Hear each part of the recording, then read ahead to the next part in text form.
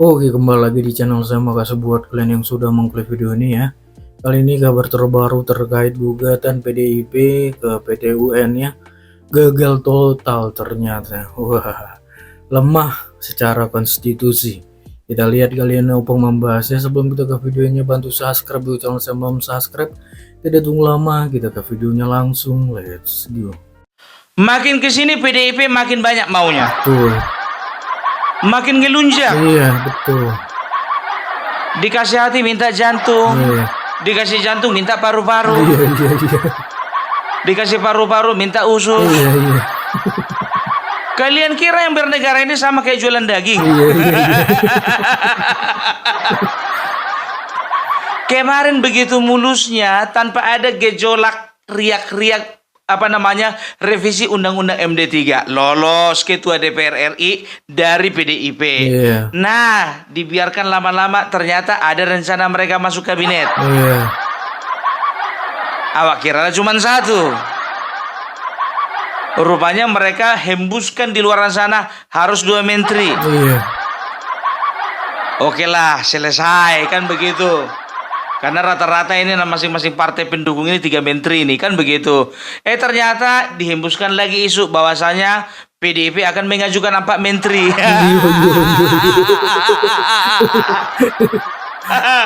Kalian kira milik nenek moyang kalian ini? Iya, betul. Negara ini. Ya, Presiden Soekarno itu founding father, bukan nenek moyang kami. Betul. Ya, udah cukup lah Romi Soekarno menikmati. Jangan kalian tambah-tambah lagi. Mau kalian tambah-tambah lagi. Ya, tapi tahu enggak kalian, bukan cuma sampai di situ. Ternyata sampai hari ini, ya per hari ini, PDIP sedang menggugat Gibran ke PT UN. Masalah keabsahannya, ya masalah umurnya bisa mencalonkan atau tidak. Iya. Ini aku mau bilang sama kalian, ya, akan aku kasih tahu kalian keterkaitan antara satu peristiwa dengan peristiwa lainnya. Iya. Kita mulai dulu masalah dari PT UN ya. Jadi begini ya, kalau misalnya kita mau menggugat ya, itu gugatlah sebelum bertanding. Betul. Kalau masalah umur kan begitu Betul. ya. Kita gugat masalah umur supaya apa? Supaya Gibran jangan sempat maju kan Iya. begitu. Ini mungkin PDIP sudah terlanjur underestimate. Dia Terlalu pikir ya kan, meremehkannya kan. yang satu udah ketuaan, Iya. yang satu masih bocah ingusan. Iya. Iya kan? Gak bakalan menang ini. Tetap kita tetap kita menjadi yang pertama. Solid. Kita menangkan ini dengan 1 putaran. Wih, terlalu pede ya. Masih ingat kalian siapa itu? Iya. 1 putaran memang. Iya. 1 putaran tapi 16%. Selesai memang 1 putaran. Iya kan? Ternyata ya mereka mungkin lengah ya kan, tidak mereka lakukan tidak mereka buat gugatan ya. Iya. Aku nggak tahu, kalau salah aku koreksi ya. Ternyata terjadilah pertarungan tersebut ya kan. Terjadi pertarungan tersebut ya, Prabowo Gibran menang. Iya. Setelah keluar hasil survei, mereka nggak yakin juga. Mereka katakan hasil survei itu semuanya abal-abal.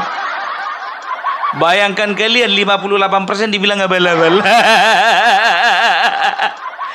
Mereka katakan, karena nggak mungkin Prabowo menang, sedangkan di luar negeri kami menang, katanya. Japurut. Sekarang masalah persentase penduduk pun di luar negeri dengan di dalam negeri udah beda, kampret. Yakin orang ini kemarin itu bahwasanya mereka menang karena apa? Di luar negeri udah menang katanya. Rupanya itu pun hoax.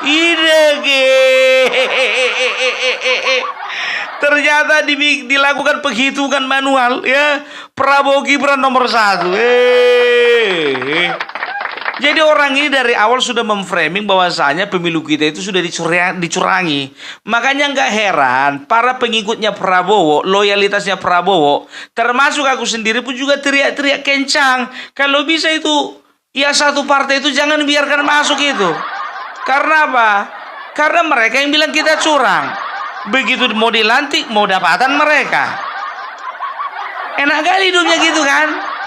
Nah itulah karena apa? Karena mereka itu keturunan Soekarno. Iya, udah ku bilang sama kalian, cuma keturunannya Soekarno yang bisa berbuat seenaknya di negara ini.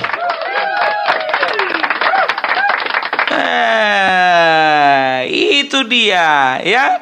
Jadi setelah tanggalnya kalau nggak salah itu setelah mereka itu mendapatkan hasil ya yang sudah bisa dikatakan dipastikan ini udah nggak akan mungkin lagi nih ya, ini udah pasti 02 menang. Maka mereka melakukan gugatan. Mereka gugat ya masalah administrasi. Bayangkan coba isi kepala di mana? PT UN adalah Pengadilan Tinggi Tata Usaha Negara yang tugasnya adalah menyelesaikan perselisihan administrasi. Bukan permasalahan perselisihan hasil dari Pilpres. Hasil Pilpres ya, kalaupun ada masalah, ada sengketa, ranahnya itu ranah MK. Kan begitu. Nah, sedangkan MK sudah mengeluarkan putusan dan sudah menetapkan bahwasanya Prabowo Gibran sudah menang dan menjadi presiden terpilih dan wakil presiden terpilih. Apa dikatakan? Bahwasanya keputusan MK itu sudah final and binding, final dan mengikat, tidak ada lagi hal apapun yang bisa merubah hasil dari keputusan MK tersebut. Kan begitu, ya. Jadi kalau misalnya ya mereka berpikir bahwasanya PT UN akan menerima gugatan, akan mengabulkan gugatan, mimpi. Mimpi itu mimpi. Gitu loh, ya. Dan bisa dikatakan ya menurut tim kuasa hukum ya, tim kampanye nasional Bapak Prabowo ya, Otto Hasibuan, bisa dikatakan dia bukan pengacara kaleng-kaleng lah ya. Dia bukan Patra Zain. Dia Otto Hasibuan ya. Kalau tidak salah dia ketua Peradi. Bukan Patra Zain. Kalau Patra Zain yang ngomong aku agak gimana, mau percaya susah, mau nggak percaya ya susah juga kan begitu kan. Jadi Otto Hasibuan juga sendiri mengatakan bahwasanya gugatan ke PT UN itu sifatnya lemah. Ya, sifatnya lemah ya. Jadi bisa dikatakan kenapa lemah? Karena yang mereka gugat secara administrasi. Sekarang begini ya, tidak akan mungkin seseorang itu bisa bertanding, bisa bertarung di Pilpres kalau secara administrasi digugat, misalnya kemarin sempat digugat, akhirnya gugatannya dikabulkan. Akhirnya apa? Artinya Gibran waktu itu ya, ketika gugatan diajukan sebelum hari pemilihan presiden ya, bisa dipastikan Gibran gagal mencalonkan diri menjadi wakil presiden.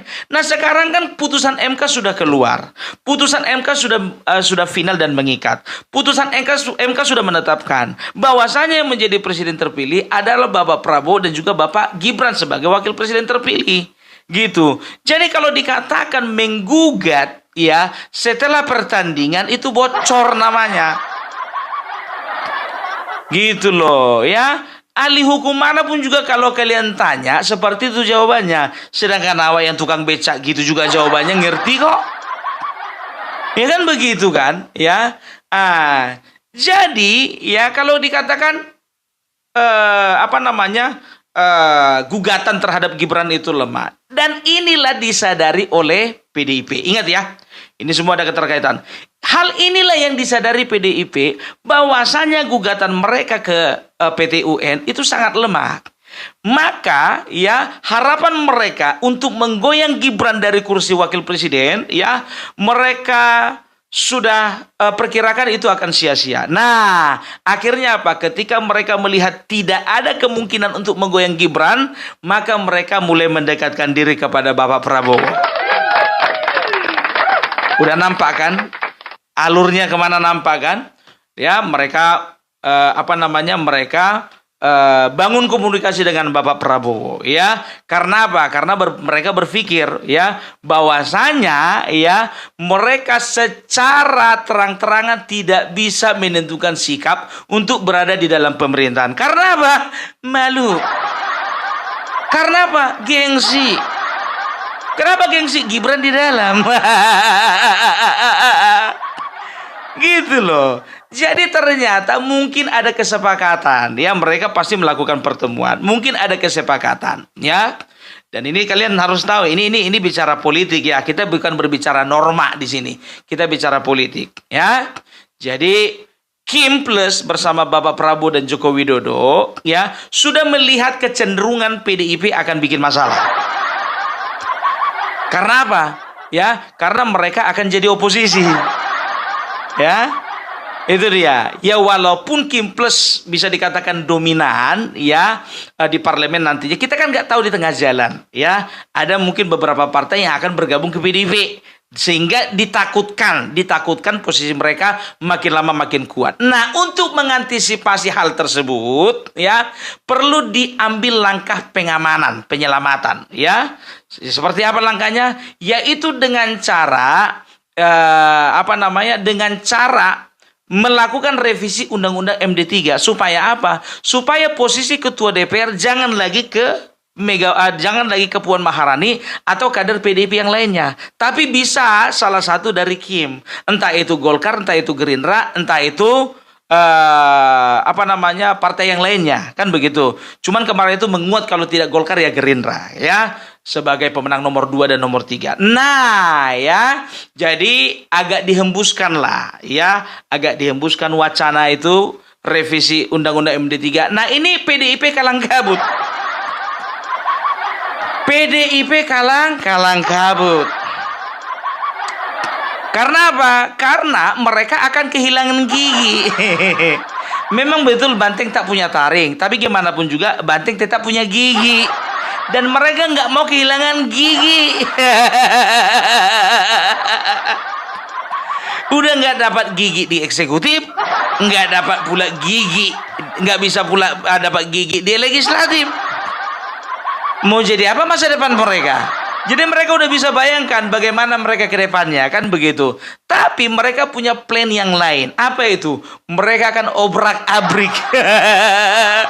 Sama seperti yang mereka lakukan kepada zaman pemerintahan SBY, itu juga mereka akan lakukan ke pemerintahnya Bapak Prabowo. Dan Prabowo, ya, ini melihat bahwasanya ini kan menjadi situasi yang sangat rumit, ya, ketika PDIP tidak bisa diajak seiring sejalan, ya.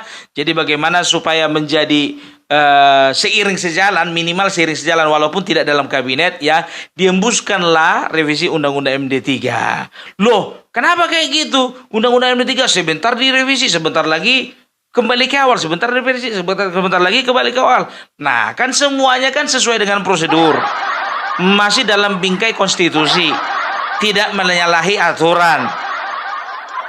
Kan begitu. Karena apa? Aturan siapa yang bikin? Legislatif. Udah itu kerjaan mereka kok. Akhirnya apa? Mungkin ada kesepakatan, ya, berhentilah, stoplah isu revisi Undang-Undang MD3, ya, dengan catatan PDIP akan tetap mencalonkan Puan Maharani menjadi Ketua DPR, ya, dan juga PDIP nantinya kalau mau di luar, tapi jangan macam-macam. Kalau mau di dalam ya silakan saja. Akhirnya PDIP, ya, memandang ini menjadi sebuah kesempatan, ya. Kesempatan apa? Kesempatan emas. Karena apa? Karena mereka tidak rela kemarin berkuasa penuh, sekarang sudah tidak berkuasa. Kalau dari mereka kemarin ada presiden, yang sekarang paling tidak ada menteri. Gitu. Kemarin mintanya 2, sekarang kok 4. Opung kau sembarangan ngomong kau. Mana pernah PDIP minta kursi presiden? Minta kursi menteri. Loh, jadi yang mengimbuskan di luaran itu siapa? Mana mungkin kami? Ya kan begitu. Akhirnya diputuskanlah bahwasanya kemungkinan besar PDIP akan bergabung di dalam pemerintahan. Gitu dia.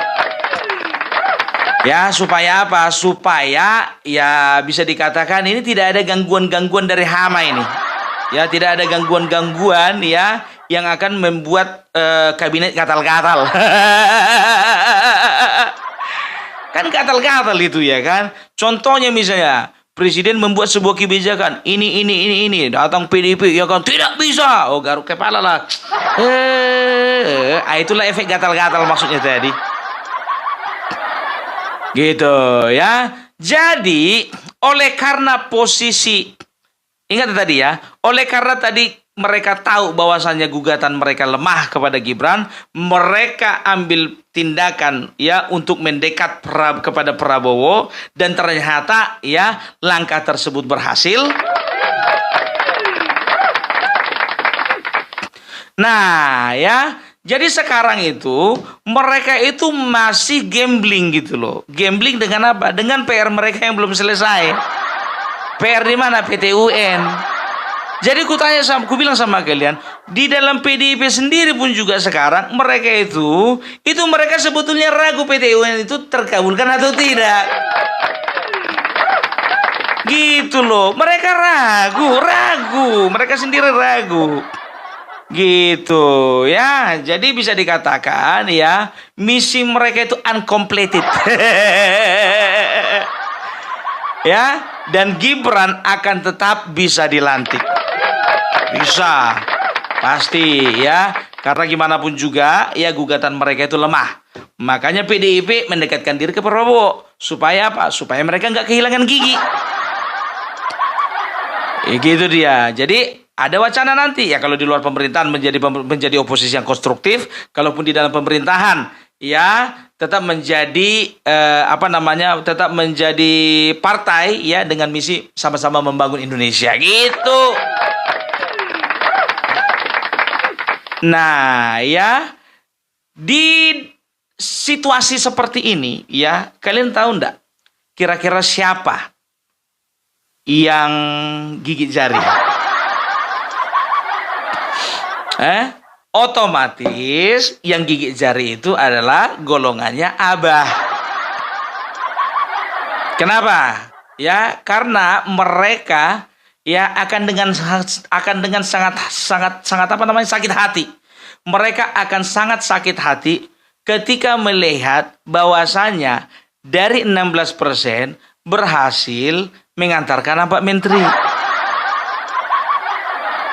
Ya, sementara mereka 24% nggak dapat apa-apa.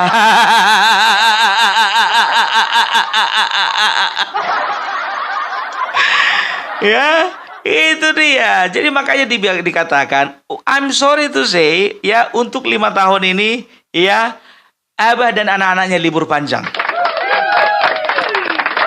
Ya, kalau gue bilang libur panjang, karena apa? Apapun yang mereka lakukan nggak akan bisa berhasil. Coba sekarang begini, ku bilang sama kalian ya, tindakan-tindakan yang dilakukan oleh PDIP nyata ya untuk menggeser Gibran ya dari kursi wakil presiden. Karena apa? Karena mereka sudah melayangkan gugatan. Mereka hanya tinggal menunggu ya gugatan itu dijawab atau tidak. Kalau gugatannya diterima berarti mereka berhasil. Ada aksi nyatanya gitu. Nah, anak Abah mereka aja sendiri kebingungan cara. Kehilangan akal. Bagaimana cara menggeser si Gibran itu? Ya udah, terpaksa pakai isu fufufafa. Karena apa? Tindakan nyata mereka nggak bisa. Ya, karena apa? Iya kan? Yang membuat gugatan itu dari pihak Ganjar, Megawati adalah PDIP sendiri. Nah, dari pihaknya Anies Baswedan. Ya, siapa mau melakukan gugatan? Anies Baswedan bersama partai, siapa partainya? Partainya udah di dalam. Makanya aku bilang ya kan, kaum 24% itu gigit jari.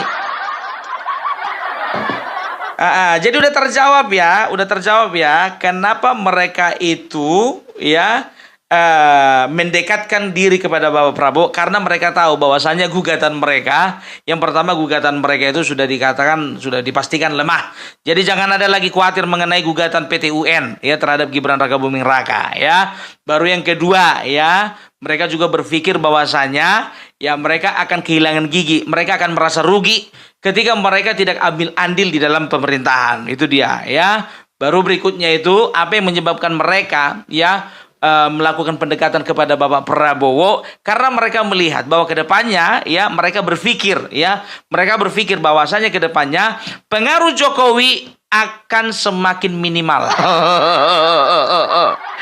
Makin lama mungkin mereka berpikir bahwasanya pengaruh Jokowi itu makin lama makin sedikit. Jadi mereka berpikir mereka punya kesempatan ya lebih proaktif ya untuk dominan ya ketika bersama Bapak Prabowo dibandingkan Joko Widodo. Sah-sah saja, nggak masalah.